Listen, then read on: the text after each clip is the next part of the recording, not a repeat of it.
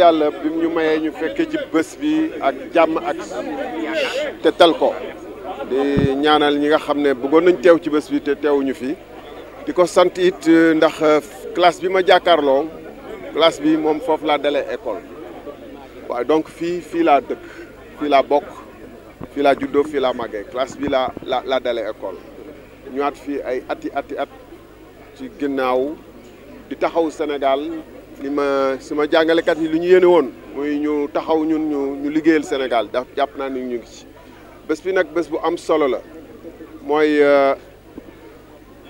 askanu Sénégal ñi nga xam ne ñoomam Sénégal di ko dénk ku leen neex di leen yóbbante aussi di leen digal pour ñu liggéeyal leen ñoom ñoo war a nanguwaat seen kàddu wax li ñu xalaat ci seen réew ak lu ñu namm ci at yu ñu jëm surtout ndaw réew mi penc ndaw réew mi dafa am solo ci démocratie réew amul benn réew bu développé ci àddina fekk assemblée nationale bi dëgërul fekk justice bi dëgërul te ñun xam nañu suñu assemblée nationale dafa xaw a sooxe donc askanu Sénégal ñu ngi leen di ñaan ku nekk ci yéen am na lu mu xalaat wala lu mu yëg ci tolluwaayu réew mi ak ay yéene yu mu ciy jàpp tey nga am pour wax ci boo ci waxul tey mun na am juróomi at yi ñëw xanaa yeneen élection da ngay nekk di ñaxtu wala di commenter ci suufu garab yi ci naan ataaya yi ci car rapide yi waaye dootoo ci mën lu bëri ndax bu ñu xasee fal gaa yi fal nañ leen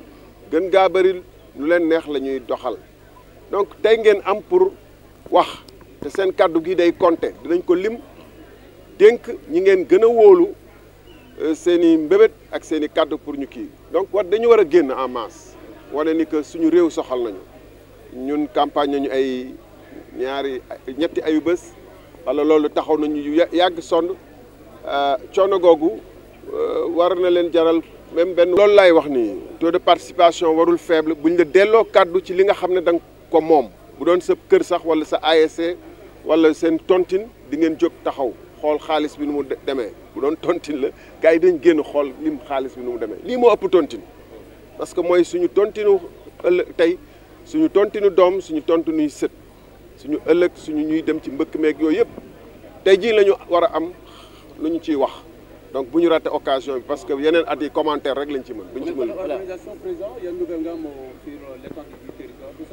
Bon ci ni ñu gisee maa ngi doon woot benn directeur d'école centre déplacé benn village jotuma ko bu xool ndax foofu voté nañu am na bu ñu fàtte ni am na ay villages yu bëri ñu déplacé jëlee leen fa ñu nekkoon amoon fa ay salle de classe indi leen ci kaw gi ñenn ñi des fële ñenn ñi nekk fii ñeneen ñi tasaaroo te ay junni doomu aadama la ñooñu dinañu xayma à la fin de la journée nan la ñu voté en tous ces endroits surtout ñooñu lay xalaat di leen ñaanal yàlla di teggil leen tolof d'avoir parcouru le pays dans des conditions très compliquées mais d'être sorti indemne c'est pas notre force c'est la grâce de Dieu et on lui rend grâce et deuxièmement d'être ici à l'école Aliba en face de la classe où tout petit en culotte kaki je suis pour la première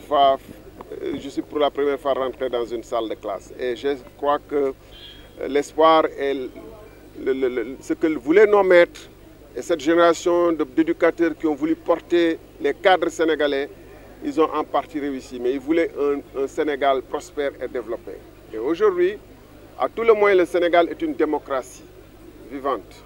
Mais est-ce qu'elle est une démocratie vibrante où la nation s'exprime vraiment? Aujourd'hui, on le sera avec le taux de participation. Mais à ce que je vois, le taux de participation risque d'être faible. Nous appelons les Sénégalais en leur rappelant que c'est eux les propriétaires, les actionnaires, les commandeurs de cette nation. C'est eux qui décident de qui, après, portera la parole et les responsabilités. Et il n'y a aucun pays développé sans des institutions fortes comme l'Assemblée nationale, comme la justice. Nous savons que notre Assemblée nationale n'est pas forte, loin s'en faut. Nous savons que notre justice souffre.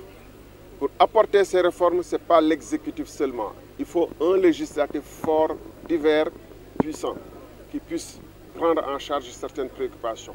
Ne pas voter, c'est se donner le droit de commenter pendant des années en pure perte parce que les commentaires dans les grandes places, sur les réseaux sociaux, dans les Wax Sa Khalat n'auront aucune incidence. Ce qui compte, c'est le choix qui sera fait aujourd'hui. Et ça, le président l'entendra, le Premier ministre l'entendra, tout le monde l'entendra.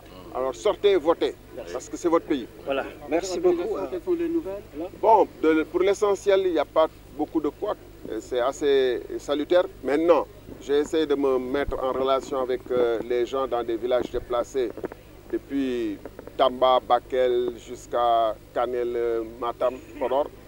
Alors, je n'ai pas pu avoir la situation essentielle, mais il faut savoir qu'il y a beaucoup de villages aujourd'hui dispersés où les gens ne seront pas certainement en situation de voter convenablement puisque les électeurs sont dispersés sur divers sites.